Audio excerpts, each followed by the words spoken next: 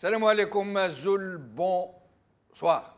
Nous reprenons donc aujourd'hui nos émissions du Top 3. Nous nous excusons pour cette longue interruption due à des congés et à quelques soucis dont nous vous parlerons un jour. Beaucoup d'eau a coulé sous les ponts depuis le congé du Top 3. Nous avons assisté à tellement de scandales, d'événements tous plus ahurissants parfois, les uns que les autres, et qui sont tellement incroyables qu'il en paraissent invraisemblables. Mais le plus inexplicable est que tout ce tumulte et cette confusion, pour rester mesurés, n'ont pas ébranlé l'opinion publique de la moindre petite façon. Une opinion publique qui ne s'émeut plus de rien, comme si elle avait été anesthésiée. Nous ne parlerons pas de rentrée sociale, puisque jamais été n'a été aussi chaud, aussi dense en activité, aussi pourri, j'allais dire, aussi inquiétant, qui aura révélé combien l'Algérie va mal, combien les périls qui la guettent sont bien réels. Avec nos invités au cours de ces jours qui viennent, nos invités que nous ne remercierons jamais assez pour leurs précieuses interventions et les éclairages qu'ils nous donnent sur une situation très trouble, très complexe, nous allons consacrer l'émission d'aujourd'hui et les prochaines qui vont suivre à essayer de décrypter les événements, à essayer de faire un état des lieux, de comprendre ce que ces événements cachent, ce qu'ils annoncent aussi. Il serait tellement intéressant que des gens qui représentent le pouvoir, ou du moins qui considèrent que son action est positive, qui le défendent, quoi que nous en disions, puissent nous accompagner et défendre leur position ici avec nous. Nous ne cessons de les y inviter et nous leur renouvelons notre volonté de leur donner la parole, même s'ils semblent déterminés à nous éviter comme la peste. Il y a tellement d'événements à décortiquer et c'est pour cela que je ne m'étendrai pas en longueur. Il me suffit de dire que l'heure est grave, que l'Algérie vit en ce moment même une phase décisive de son histoire, dont personne ne pourra dire comment elle va évoluer. Les perspectives les plus graves sont envisageables. Cette émission sera déclinée en deux parties, aujourd'hui et demain. Donc, les titres. Aujourd'hui. Cap Algérie. Karim Tabou. L'article 102 n'est pas la solution. Par Azdine Belfaraj. Mosaïque. Appel à destituer Bouteflika. L'armée algérienne contre un coup d'État. Par Mosaïque. TSA. Nordine Boukrouh accuse Saïd Bouteflika et Ahmed Ouyahia. Par Nabila Hussein. Avec nous comme invité, nous aurons Ali Benouari. Ali Benouari, bonjour. Bonjour, si Jamel. Vous n'êtes plus à Bonjour, présenter. amis téléspectateurs. Merci, mais je rappellerai quand même que vous avez été ministre du Trésor dans les deux gouvernements, Rosalie, que vous avez des candidats au présidentiel. Vous voulez corriger? Dans le premier gouvernement. Premier seulement, d'accord. Et que vous dirigez un parti non agréé, Nida Al-Watan. Et même qu'à un certain moment, vous avez décidé de vous retirer de la politique, mais après, vous êtes revenu plus fort, oui, plus déterminé que jamais, crois-t-on. Oui, c'est les circonstances qui m'y ont conduit, puisqu'ils ne veulent pas m'oublier, donc j'ai décidé de ne pas les oublier, moi non plus. Mais à propos de mon parti Nida Al-Watan, je considère, ainsi que ceux qui m'ont fait confiance, que c'est un parti bien plus légitime que la plupart des partis agréés, et qui tire sa légitimité du refus des autorités illégitimes du pays de lui donner son agrément, ou même de lui permettre de déposer le dossier. Voilà. Nous subissons un traitement absolument discriminatoire, inconnu. Nous les avons saisis même par lettre recommandée. Ils ne veulent pas que nous déposions notre dossier, mais cela ne nous décourage pas, parce qu'au fond, je me dis souvent, est-ce que le FLN a demandé aux autorités françaises coloniales de l'époque un récépissé ou une autorisation ou un agrément quelconque? Non. Eh bien, je considère que l'opposition c'est aussi cela, c'est-à-dire activer, s'opposer, même si on n'est pas reconnu. Si tous les partis dits d'opposition adoptaient la même démarche, ça veut dire refuser de se faire agréer par une mafiocratie. Or, ce n'est pas le cas. Je n'irai pas jusqu'à dire que ceux qui sont agréés ne sont pas légitimes. Il y en a qui sont quand même légitimes, vous les connaissez autant que moi. Oui. Mais oui, je dirais que la plupart des partis agréés ne sont pas légitimes. Ils sont légaux, mais ils ne sont pas légitimes. Alors, nous allons passer 2 heures ensemble. C'est une émission qui n'est pas en direct, qui est enregistrée, qui sera diffusée en 2 parties. Et donc, nous allons commencer par faire une sorte de rétrospective des principaux événements de l'été qui sont loin d'avoir été commentés sous tous leurs angles et qui restent pour la plupart très troubles, très sombres. Tout le monde aura remarqué qu'au cours de ces derniers mois, le pouvoir algérien semble ne plus être gêné par quoi que ce soit. Il ne prend plus de gants, pour ainsi dire, et ne craint même pas de sombrer dans le ridicule et même plus, dans une sorte d'hystérie. L'exemple du ministre du Tourisme limogé moins de 48 heures après sa nomination, celui du Premier ministre Tebboune limogé une dizaine de semaines après sa désignation, cette sortie de Saïd Bouteflika au cimetière El Alia, sa présence dans la manifestation contre le journal Nahar, dont tout le monde connaît la proximité avec lui, son utilisation de façon ostensible et ostentatoire du protocole et de la garde présidentielle, cette décision de recourir à la planche à billets au prétexte de relancer l'économie nationale, étant d'autres sujets dont nous essaierons de parler. Alors, et si, Ali Bedouari, nous commencions par cette fameuse affaire Tebboune Haddad. C'est de loin le sujet qui ne m'intéresse pas. C'est de loin le sujet que je n'aurais pas voulu aborder. Pour la raison que ces 2 personnages sont des personnages qui sont absolument secondaires, produits, avatars d'un système totalement dément, totalement tourné vers la destruction des richesses nationales, la prédation. Avec une différence quand même. Tebboune est un homme politique connu. Je ne dirais pas même que c'est un homme politique. Je l'ai côtoyé. On a fait partie du même gouvernement. Mais c'est plutôt un wali, comme tous les walis dont on se sert à l'occasion. Il était wali au moment où vous étiez ministre. Oui, il était wali de formation. Il a fait l'ENA, il était wali. Mais c'est un enfant du système. C'est un administratif, je dirais. Ce n'est pas un politique. Il ne l'a jamais été. Mais il est là pour servir comme tant et tant d'autres walis. J'ai été très surpris de voir qu'il a été nommé Premier ministre. Donc je n'ai pas été très surpris de voir qu'il a été limogé. Avec cette facilité, cette célérité, j'allais dire. Oui. Alors il s'est passé quelque chose. On a beaucoup spéculé sur les raisons de son départ. Comme moi, je me suis interrogé sur les raisons de sa nomination. Et je crois qu'on ne sait pas tout. Et on ne peut pas tout savoir. On ne peut pas. Pourquoi ? Pourquoi ? Parce qu'il est fidèle au président. Il a déclaré... Il a fait une déclaration, une véritable profession de foi, de fidélité. Même après son départ, il a insisté pour dire combien il était fidèle au président, au programme du président, etc. etc. Donc, il ne semble pas avoir été affecté. Quelque part, peut-être même qu'il est très content d'avoir été nommé. Il a eu le titre de Premier ministre. Peut-être que c'est pour ça. Et sa réception par le Premier ministre français ici, quelques jours avant son limogeage, ça a une relation. Ça fait partie des mystères. Très sincèrement, je ne sais pas. Si je le savais, je vous le dirais. Oui. Mais en tout cas, pour moi, ce n'est pas très important. Mais cette guerre qu'il a déclarée à Haddad, au point où beaucoup d'Algériens pensaient que c'était l'Erdogan algérien qui allait nettoyer les écuries d'Ogia. Alors, personnellement, je n'ai jamais cru à cette fable. Oui. Je n'ai jamais cru une seconde qu'il allait nettoyer les écuries d'Ogia.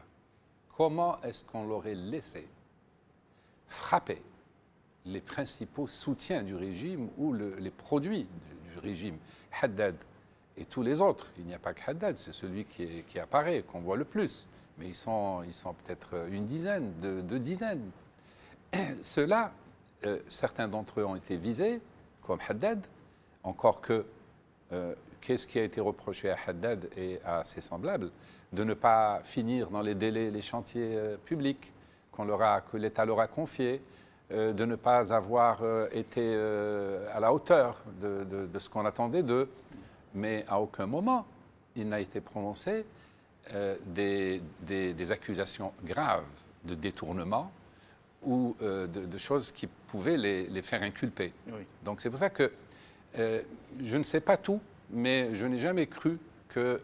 Il y a quelque chose de... Mais Ali Benouali, vous avez remarqué, quand les gens avaient pensé au premier moment que Tebboune ne pouvait pas s'en prendre à l'ami, au collaborateur, peut-être même à l'associé, au prête-nom de Saïd Bouteflika sans l'accord de celui-ci. Beaucoup de gens pensaient que si Tebboune s'était pris à lui, c'est parce que Saïd lui avait donné l'ordre de s'en prendre à lui. Bien sûr. Et donc, d'un coup, ils se sont fait, les amis de Tebboune, il y en a même qui ont proposé de faire une liste de pétitions pour le soutenir, Erdogan, algérien. Et quand Saïd Bouteflika a fait cette grimace, ou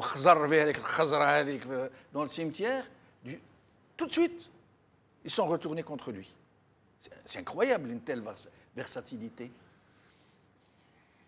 Je reste évidemment sur le même ton. Je n'ai jamais cru une seconde que Tebboune a été nommé pour faire autre chose que ce qu'ont fait ses prédécesseurs. Le fait qu'il se soit apparemment attaqué à la mafia des affaires, non plus, je n'y ai jamais cru. Maintenant, pourquoi ils l'ont nommé? Pour le dégommer. Voilà, c'est la question. Exactement. Il n'aurait pas été piégé par hasard? Est-ce qu'une partie ne l'aurait pas piégé en lui demandant de s'attaquer à Haddad? C'est possible. Et qu'après, il ne l'a pas soutenu? C'est possible. Ça fait partie un peu des choses du sérail, des histoires de sérail internes au régime. Des coups tordus. Des coups tordus. On en a vu tellement au fil des ans. Oui. Souvent, on a cru que ça y est, il y a une force positive qui est en train de reprendre les choses en main. Et puis après 18 ans de pouvoir ininterrompu, de destruction systématique de toutes les potentialités du pays, moi j'ai arrêté de spéculer sur les intentions des uns ou des autres parmi les hypothétiques clans au pouvoir, qui gravitent autour du pouvoir.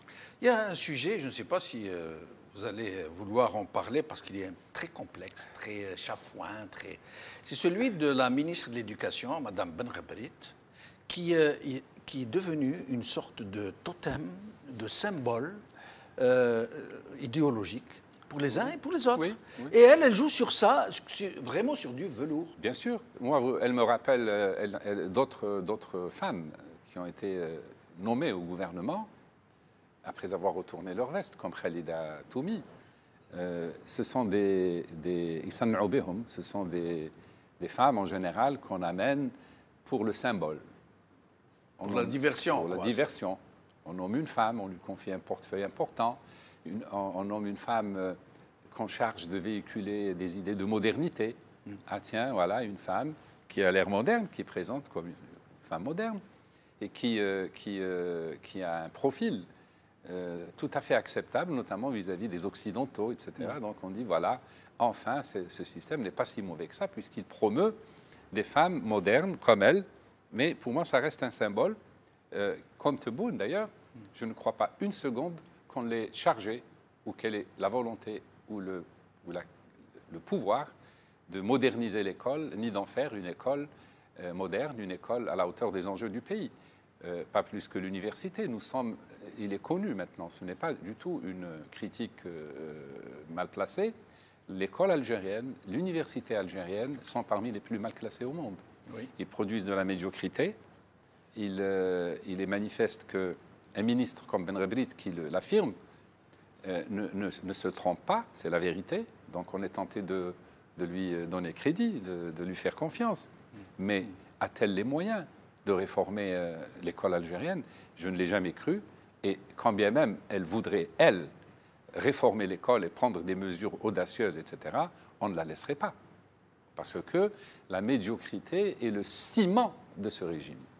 Mais comment expliquez-vous que tant de gens qui se mobilisent, qui s'engagent dans la société civile, de l'un et de l'autre trottoir idéologique, les extrémistes salafistes et les extrémistes éradicateurs, tombent ainsi dans un tel piège de diversion?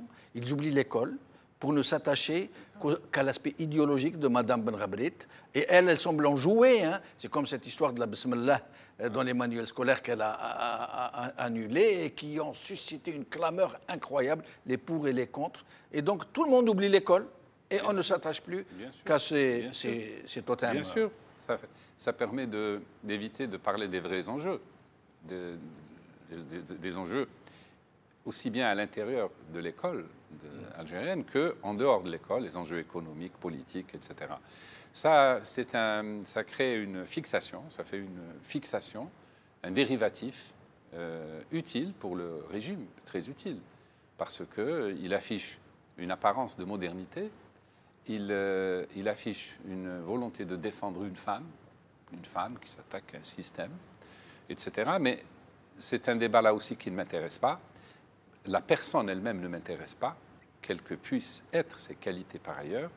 Je me borne simplement à souligner qu'elle s'est mise au service d'un régime absolument négatif, un régime qui ne sert pas les intérêts du pays. Je ne vois pas pourquoi et comment ce régime voudrait tout d'un coup d'une école moderne, d'une école qui fonctionne bien, etc.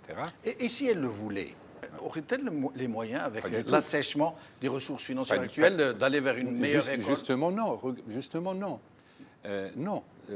C'est impossible de réformer c'est- l'école de c'est- façon c'est- vraiment oui. significative? C'est impossible. Il est impossible de réformer l'école, il est impossible de réformer l'économie, il est impossible de réformer notre diplomatie, il est impossible de réformer l'agriculture ou d'entreprendre quelque réforme que ce soit avec des chances de réussite si les préalables ne sont pas réunis. Le préalable, c'est des représentants ou c'est des gouvernants élus, responsables, qui rendent des comptes. Faire de la politique ou, comment dirais-je, un responsable politique, je retiens le mot responsable, c'est rendre compte d'une action. Eux se rendent des comptes les uns aux autres. Tebboune rend des comptes à son chef qu'il a nommé, Ben Rebrit rend des comptes également à son chef ou au président. Ça fonctionne en vase clos. Mais personne ne rend compte au peuple, qui est le principal concerné. Justement, à propos de président, tous ces gens-là dont vous parlez ne font que parler à longueur de discours, à longueur de journée, du programme de Fakhamatouhou. Tout le monde se sert de ce monsieur, qui est un grand invalide, qui ne peut pas se défendre, qui ne peut pas dire non, ce n'est pas moi qui ai décidé de quoi que ce soit, pour lui mettre sur le dos tout ce qu'il décide. Et nous y viendrons justement tout à l'heure quand on parlera de la fameuse planche à billets, de ce recours au financement, je ne sais pas comment ça s'appelle. Mais sinon, ça on va le laisser pour la deuxième partie de l'émission. Mais sinon, maintenant, si nous parlions un peu de ce fameux article 102 de la Constitution, qui dispose sur les conditions de proposition et de déclaration de l'état d'empêchement et de la préparation d'élections en vue de remplacer le président empêché. À votre avis, il y a beaucoup de gens qui sont en train de lancer un appel et qui sont en train de se mobiliser dans la rue. C'est très méritoire d'ailleurs. Mais sinon, votre avis sur la question? À mon avis, le pouvoir ne partira pas tout seul. Et quand je dis le pouvoir, j'y inclus le Conseil constitutionnel qui détermine, n'est-ce pas? Oui, c'est lui qui fait la proposition. Qui fait l'action. L'Assemblée nationale qui doit entériner, le Sénat, puisque les deux tiers du Parlement, basse et haute, absolument, doivent accepter ou entériner une proposition qui émanerait éventuellement du Conseil constitutionnel.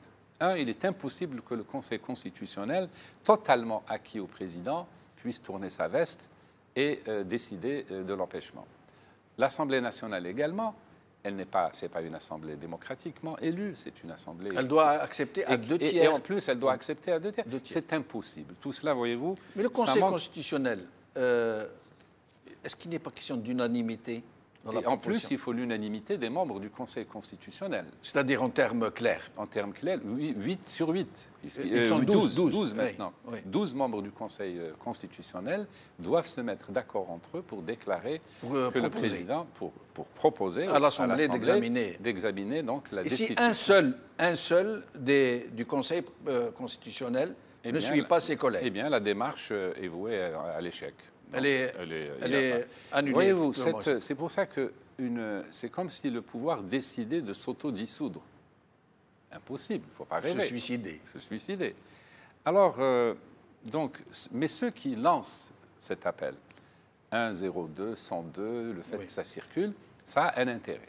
L'intérêt pour moi, c'est d'indiquer, à l'aide de 3 chiffres, la situation ubuesque, absurde dans laquelle nous vivons. C'est-à-dire un pays gouverné par un homme qui est malade, un homme qui n'est pas capable d'exercer le pouvoir, qu'on ne voit pas, qui ne parle pas à son peuple, si tant est qu'il lui ait parlé un jour, qui est... D'ailleurs, je discute beaucoup avec des amis de tous les pays étrangers, et la première question qu'il me pose, la première chose qu'il soulève, c'est comment est-ce que votre président, dans l'état où il est, arrive à gouverner?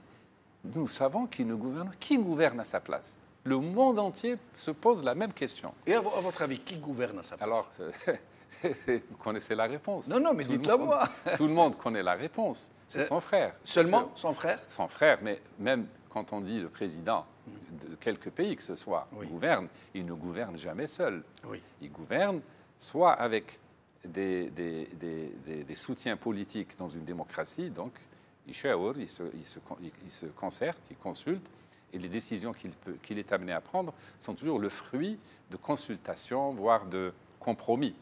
Dans le cas qui nous occupe en Algérie, étant donné que ce n'est pas un pouvoir démocratiquement élu, l'homme qui gère, que ce soit le président ou aujourd'hui son frère, il est de son intérêt, parce que sa survie en dépend. Il en va de son intérêt de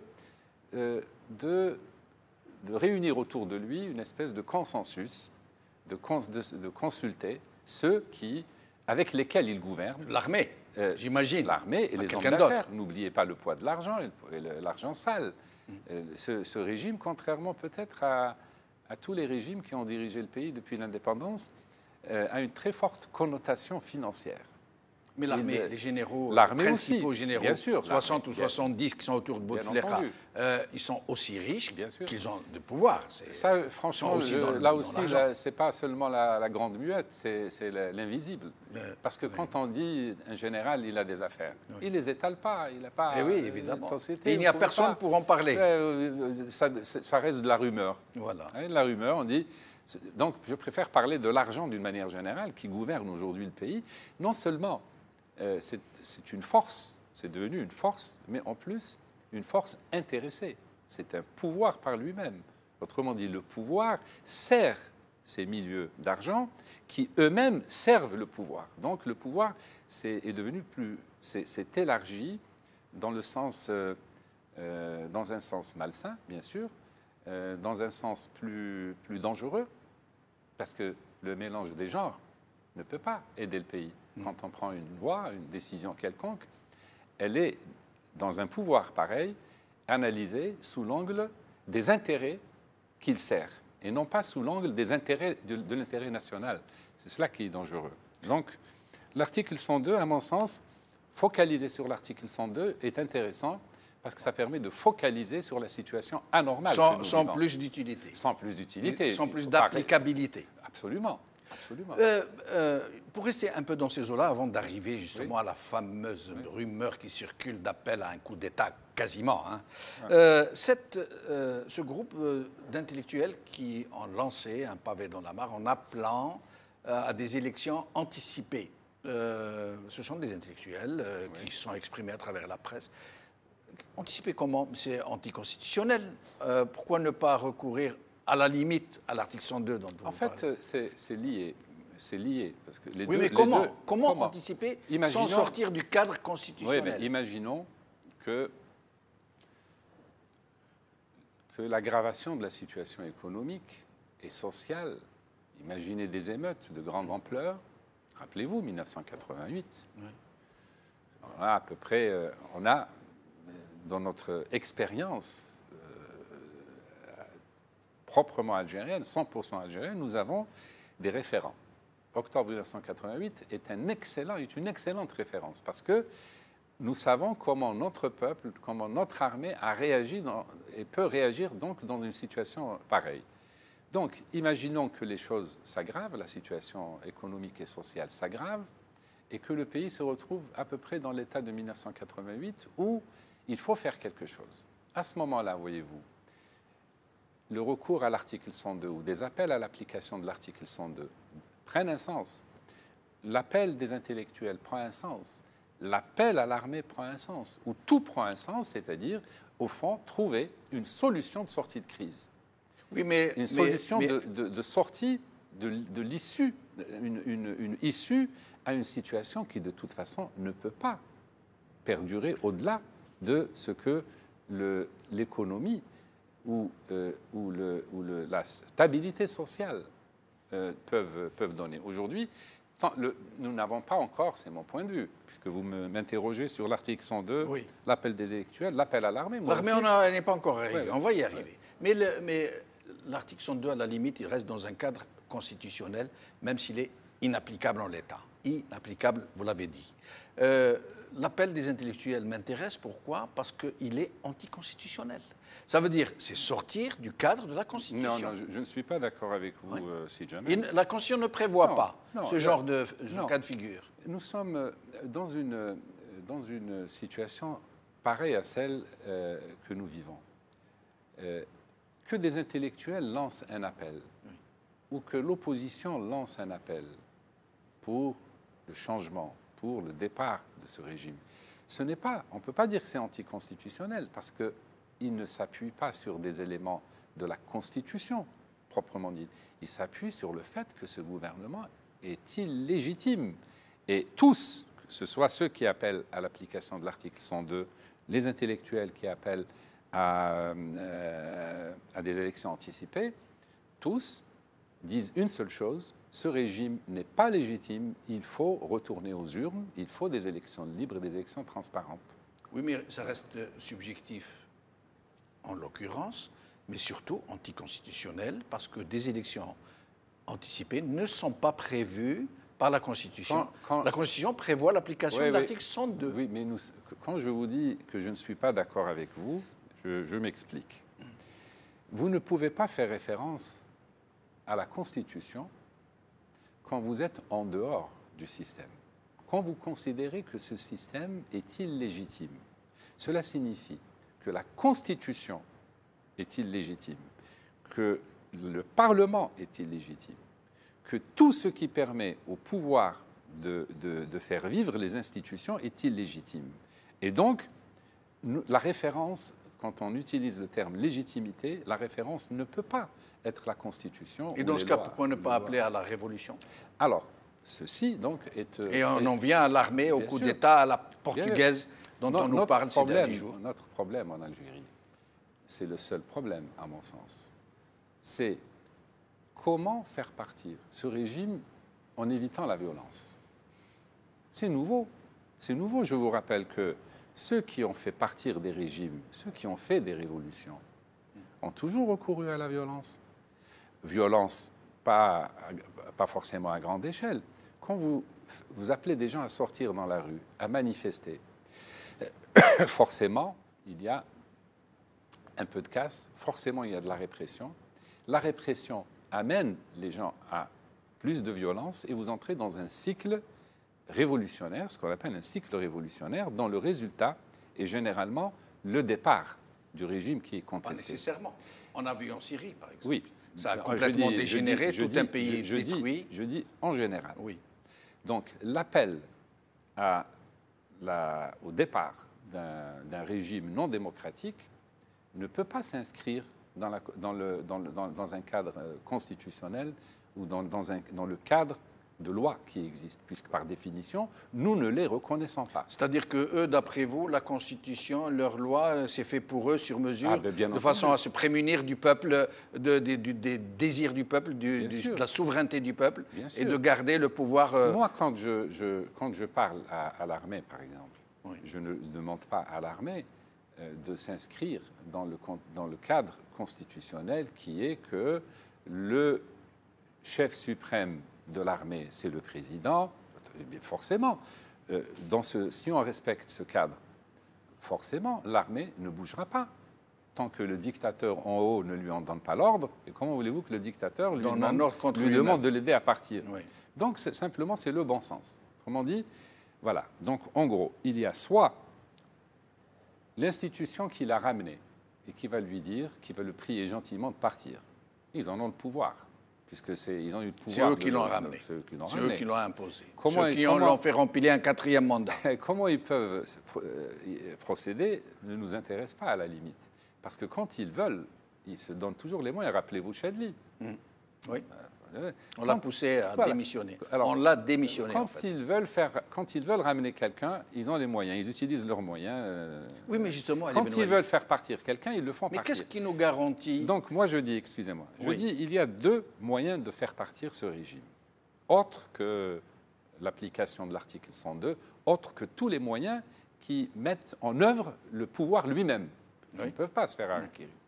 Il y a soit l'armée, à supposer qu'il y ait une armée républicaine, à supposer qu'il y ait une armée sensible, non seulement au sort du pays, mais à son propre sort, on peut y revenir, et qui donc peut décider de dire, écoutez, ça ne peut pas continuer, ça fait 18 ans que vous êtes là, vous avez promis monts et merveilles, le résultat est catastrophique. Il se trouve que les institutions dépendent de vous, elles ne sont pas libres, elles ne sont pas démocratiques, et si on continue à ce jeu-là, vous allez rester encore, par succession de frère à frère ou de copain à copain, vous pouvez, jusqu'à ce que le pays soit totalement détruit. Eh bien, nous, armée républicaine, on n'est pas d'accord. Et à ce moment-là, on se place dans un cadre extra-constitutionnel. Ou bien, c'est la rue. La rue, voyez-vous, la rue, j'ai eu l'occasion de le dire, et pas seulement moi, parmi les opposants, nous sommes une opposition responsable. Nous faisons preuve d'une immense sagesse en acceptant de ne pas exercer nos droits constitutionnels. Parce que la Constitution, même la Constitution actuelle, nous donne le droit de sortir, manifester, etc. Même quand on n'obtient pas le droit, l'autorisation du ministère de l'Intérieur de manifester, la Constitution, on peut s'appuyer sur la Constitution pour dire « je sors et je manifeste et j'exprime mon mécontentement ». Nous avons été jusqu'à nous priver volontairement de ce droit. Pourquoi ? Parce que nous avons vu ce qui se passe en Syrie, nous avons vu ce qui s'est passé en Irak, ce qui se passe au Yémen, ce qui s'est passé en Libye, et nous nous sommes dit, il y a beaucoup de forces hostiles au pays, beaucoup de forces incontrôlables qui pourraient précipiter le pays vers le chaos. Et nous ne voulons pas endosser cette responsabilité. Autrement, croyez-moi, c'est très facile. Pour faire partir ce régime, pour le faire partir, en descendant la rue, même si nous ne sommes que... Mais est-ce que vous serez suivi par la population? Mais, vous savez, c'est la chose la plus facile, croyez-moi. Il ne s'agit pas d'être suivi par des millions de gens. Vous sortez avec 10 000 personnes et vous pouvez faire une révolution. Parce que les 10 000 vont entraîner de la casse, de la répression, et les 10 000 deviennent 20 000, les 20 000 deviennent 50 000, et il y a une potentialisation, ça va potentialiser tous les mécontentements. Les frustrés sortiront pour casser, les pauvres sortiront pour exprimer leur besoin, leur trop-plein de colère, et ça peut faire très vite boule de neige. Et donc, ce sont les processus révolutionnaires connus. Pour moins que ça, les Tunisiens ont fait une révolution. Pour moins que ça, ils ont fait une révolution qui n'a pas dégénéré en violence. Bien sûr. Qui a porté une contestation politique, pas des jacqueries, pas des pillages, pas de la violence. Mais c'est une très bonne remarque. Si nous connaissons des mouvements de rue comme ceux que la Tunisie a connus, est-ce que nous serons assez sages pour nous comporter comme des Tunisiens? Est-ce que l'armée algérienne se comportera comme l'armée tunisienne? Est-ce que les pays, les grandes puissances, les pays qui ont leur mot à dire dans ces pays-là, vont pousser toutes les forces pour qu'il se produise quelque chose de pacifique, une révolution arrière, ou est-ce qu'ils vont se dire, l'Algérie, ça fait des années, des décennies qu'elle nous embête, eh bien, on va plutôt pousser vers la dispersion, l'explosion. Donc, nous n'avons pas voulu prendre ce risque. Nous savons que nous pouvons faire partir ce gouvernement par la rue. Nous ne voulons pas.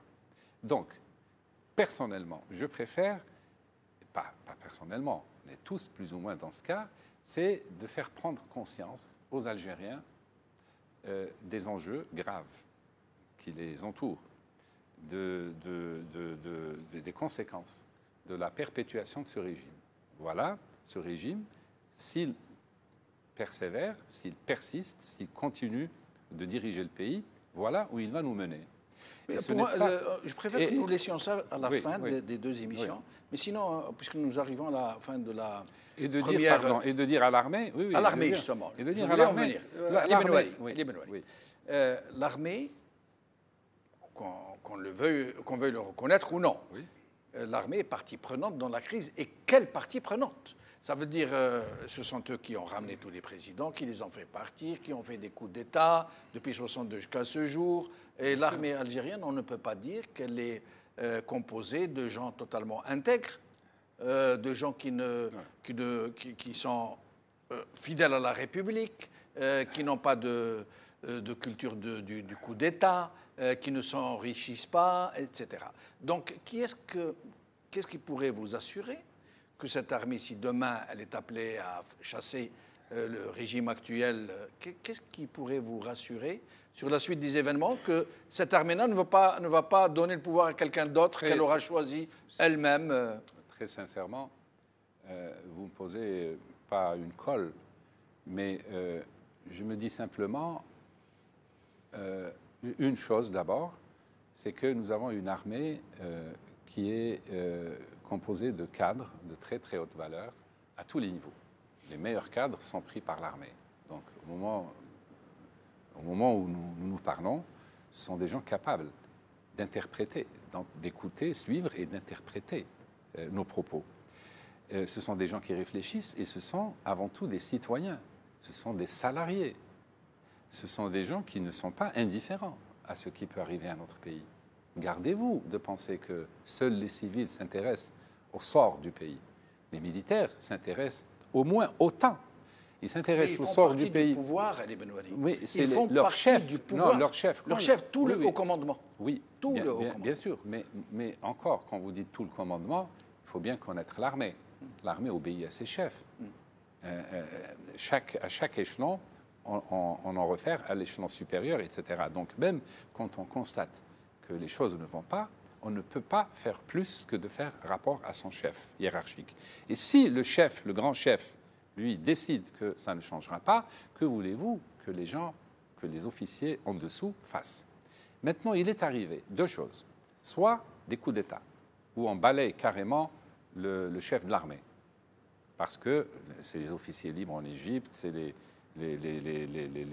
jeunes Turcs en Turquie, c'est l'histoire abonde de coups d'État à l'intérieur de l'armée.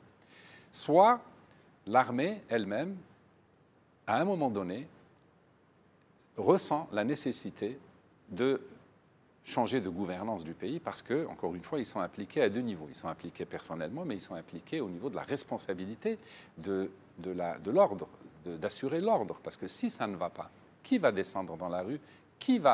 À qui on va demander de réprimer la population? C'est les militaires. Donc, ils ont une responsabilité aiguë, elle est double. Donc, on peut imaginer donc soit un coup d'État à l'intérieur de l'armée, je ne pense pas, parce que je pense que notre armée, étant ce qu'elle est, c'est plutôt, elle est très disciplinée, je la connais, j'ai fait presque 3 ans de service militaire, soit un consensus, à un moment donné, une espèce de consensus, une prise de conscience. Entre qui Entre tout l'état-major, entre l'état-major, c'est-à-dire tous les dirigeants de l'armée, qui se disent, bon, écoutez, voilà, il faudrait qu'on fasse quelque chose, parce que si nous ne faisons rien, nous serons amenés tout de même à entrer en scène et à faire le sale boulot. Cette prise de conscience, quand moi je dis, aidons les Algériens à prendre conscience, j'inclus également les militaires, ce sont des Algériens comme d'autres, et encore plus eux, parce que si ça ne va pas, les politiques responsables de la ruine, de la faillite du pays, ils font le flot, ils vont partir. N'ayez aucun doute là-dessus. Ils sont pareils de ce côté-là. Vous croyez que comme Zeroual, ils vont retourner dans leur village, dans leur ville d'origine pour jouer au domino? Eux, ils sont pareils. Hein. Vous pouvez être certain qu'ils prendront le premier avion. Mais qui va rester? C'est les militaires. Et pourquoi les généraux ne partiraient-ils pas aussi? Quand bien même 2 ou 3 généraux partiraient. Pourquoi 2 ou 3? Pourquoi pas 200 ou 300? Ou 200 ou 300, quand bien même, qu'importe. Mais le corps, l'écrasante majorité de l'armée ne peut pas déserter du jour au lendemain. Vous le savez bien. Et donc, c'est pour ça que je dis qu'il devrait y avoir une prise de conscience au sein même de l'armée, tout grade confondu, toute responsabilité confondue, des débats, je ne sais pas ce qui se passe. Mais Gaïd Salah a dit qu'il refusait cette option. Oui. Et il a dit que l'armée est une armée institutionnelle qui ne se mêle pas de politique, qui reste loin du débat politique, qui n'interviendra que pour protéger le pays. Alors, je m'adresse, si vous me le permettez, Mais je vous en prie. Au général Gaïd Salah, et je lui dis, quelle est votre mission? Quel est votre rôle? Défendre les institutions? Défendre la Constitution? Oui, mais c'est quoi défendre la Constitution quand la Constitution est violée comme elle l'a été en 2008? Quand les lois de la République sont violées tous les jours? Quelle est votre mission? Quel est votre rôle? De vous mettre au service de ceux qui violent la Constitution et qui violent les lois? Alors je me permets de lui dire que vous ne remplissez pas votre mission, mon général. Parce que votre mission est de défendre le pays, son intégrité territoriale, défendre aussi les institutions, l'ordre public. Comment voulez-vous assurer l'ordre public, garantir l'ordre public, si toutes les politiques qui sont menées depuis 18 ans tendent à détruire l'ordre public, la sécurité des biens et des personnes? Et le jour où ça arrivera, à qui on va faire appel pour réprimer, rétablir l'ordre public et la sécurité? C'est à vous. Donc, il faut bien réfléchir. C'est une question éminemment politique. Le rôle de l'armée dans des pays comme le nôtre, dans des pays comme les États-Unis ou la France, c'est connu, il obéit parce qu'il sait que les gouvernants sont tenus de répondre au peuple qui les a élus. Mais dans des pays comme le nôtre, où les dirigeants peuvent trahir le peuple, faire une politique totalement contre les intérêts du peuple, quelle est votre mission à vous, mon général? Votre mission est-elle de cautionner ce qui se fait ou est-elle de dire, même gentiment, je n'ai jamais dit qu'il fallait emprisonner, embastiller le président de la République ou son frère ou les oligarques. Je dis simplement, réfléchissez bien, il pèse sur vous une écrasante responsabilité. Parce que vous pouvez faire ce que le peuple ne peut pas, d'autant plus que le peuple, nous refusons qu'il sorte dans la rue. Donc nous sommes en quelque sorte vos meilleurs auxiliaires. Nous sommes vos auxiliaires, mais soyez à la hauteur de vos responsabilités. Est-ce un appel du pied, ou plutôt un appel très direct, très yeux dans les yeux, j'allais dire, à l'armée pour intervenir pour dans la exercer ses missions constitutionnelles? Sa mission constitutionnelle ne peut pas consister à faire un coup d'État. Alors, précisément, c'est une lecture à faire. Parce que, voyez-vous, si l'armée ne prend pas ses responsabilités, alors qu'elle les a prises en imposant ce pouvoir, si l'armée ne prend pas ses responsabilités, qui faudrait-il incriminer en cas de faillite? Vous considérez qu'en cas de faillite, de crise, on ne sait jamais, à Dieu ne plaise, de guerre civile, d'explosion, vous pensez que la première responsable sera l'armée algérienne? Normalement, non. Normalement, non. Pourquoi? Parce que la responsabilité dans une démocratie normale, c'est le peuple. Il revient au peuple d'élire de nouveaux dirigeants. Normalement, si les dirigeants se comportent comme des dictateurs, le peuple également, ce qui justifierait que l'armée reste en dehors. Le peuple a le droit de descendre dans la rue et d'exprimer ses revendications. Mais à ce moment, l'armée arrive pour le réprimer. Or, vous-même, mon général, vous considérez que ce serait une bien mauvaise chose que le peuple descende dans la rue. Donc, si vous privez le peuple de son droit constitutionnel de s'exprimer pacifiquement dans la rue, que lui reste-t-il? Il vous reste à vous demander de vous assumer. Et nous arrivons à la fin de cette première partie. Nous allons donc vous quitter. Nous vous retrouverons dans une deuxième partie avec Ali Benouari pour essayer de parler un peu sur le volet financier et économique et surtout tout particulièrement de ce fameux recours à la planche à billets. Et nous parlerons aussi avec Ali Benouari, bien sûr, des perspectives, de ce qu'il envisage pour l'avenir et de ce qu'il convient de faire avant que le bateau Algérie ne sombre dans l'inconnu. قال خير Merci.